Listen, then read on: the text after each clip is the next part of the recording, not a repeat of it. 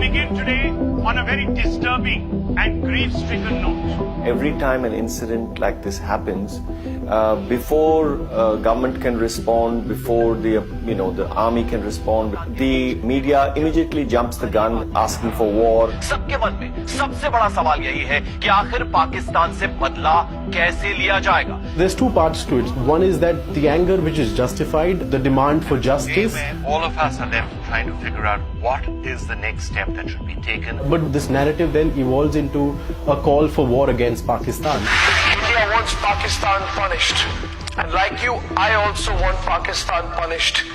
There's no denying where the demand for justice comes from or the news value of the story. On the 14th of February, an SUV packed with explosives rammed into a convoy carrying Indian soldiers and detonated. It was the deadliest peacetime attack on the armed forces since India won its independence in 1947.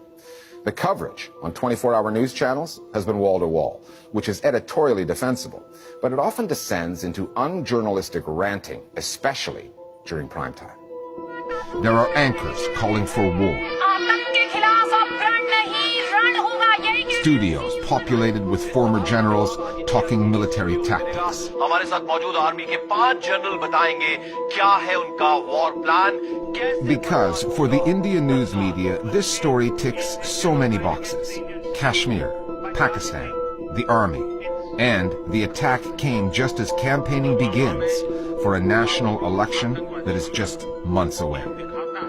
The attack has provoked a kind of, first of all, a national outpouring of grief on mainstream media channels and the spewing of lots of venom against various targets, particularly against Pakistan, but also against Kashmiris. पत्थर मारते मारते ये लड़के आतंकी बन जाते हैं. There's been a jump to assume who is responsible, to make people collectively responsible, and this is the case on many English language and vernacular channels. With the exception of a few sane voices, what you have is a completely absurd and very dangerous competitive jingoism that's perennially on display from all these anchors. India is demanding justice, accountability. The anchors actually play a pretty strong role in shaping public opinion, and in the present moment their reaction is all the more dangerous. What makes Indian news channels unique is that there are so many of them, far more than any other country. India's media boom began in 1998, and news channels have since seen growth that is exponential. Indians can watch national news channels, regional ones, vernacular channels in various languages, more than 400 in all, pumping out coverage 24/7.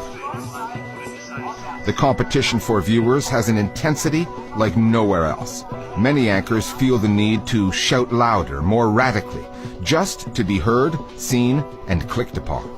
And as political debate in India has grown more polarized, often over Prime Minister Modi's brand of Hindu nationalism, TV output has grown more debased. When that kind of coverage is fed into the Indian social media messaging machine, the effect can be dangerous. One of the anchors on a very popular debate, a primetime debate, actually said that you are either for or against the nation. You will be marked out if you're against the nation. And that's the same kind of rhetoric that I'm also noticing on social media. So it's interesting how social media and television have actually, at least some news channels have actually been hand in hand when it comes to setting the narrative for the current mood.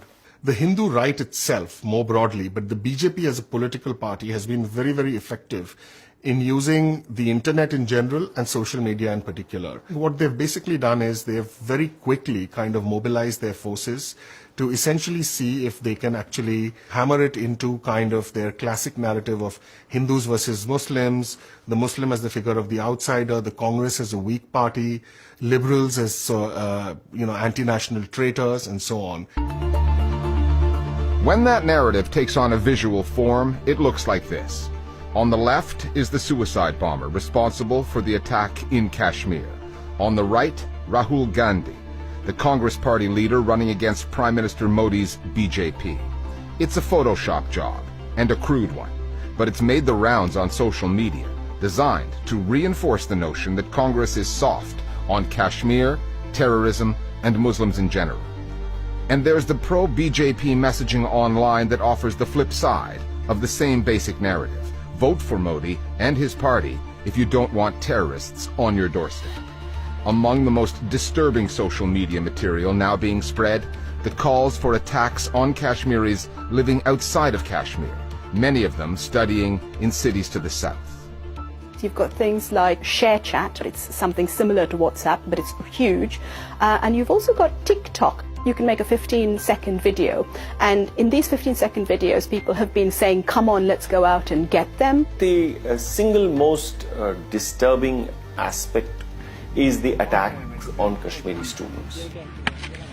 These attacks have been fanned by this kind of hysteria. Ironically, it's a government-sponsored scheme which is meant to draw Kashmiri students into the so-called mainstream of India.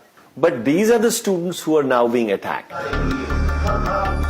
Between WhatsApp, TikTok, ShareChat, Line, and Hike, India is awash with social media and messaging apps.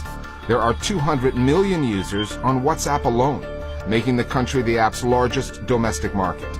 And when WhatsApp changed its rules recently, placing new limits on the forwarding of group messages, it did so after first field testing those changes in India, an implicit admission of the social and political problems WhatsApp has exacerbated there. With elections coming and the BJP leading the way, all parties now want to make the most of the apps at their disposal.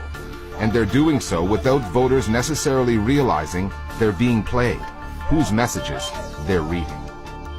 It's very difficult to track down who really is making these WhatsApp groups or who really is running these WhatsApp groups, because apart from that one number that you have, of the administrator, you don't really have too much of other information about who these people are. Some of these groups are run by party sympathizers, sometimes staff associated with leaders of different political parties, in a way sort of supervising what happens in this group. But the two big national parties, the Congress and the BJP, have both very actively made efforts to try and grow their base on WhatsApp. WhatsApp has become really, really crucial, but it's only crucial in a particular context. And that context is a mainstream media which does not always do the job that it should be doing, partly through fear, partly through pressure, and partly through political allegiance.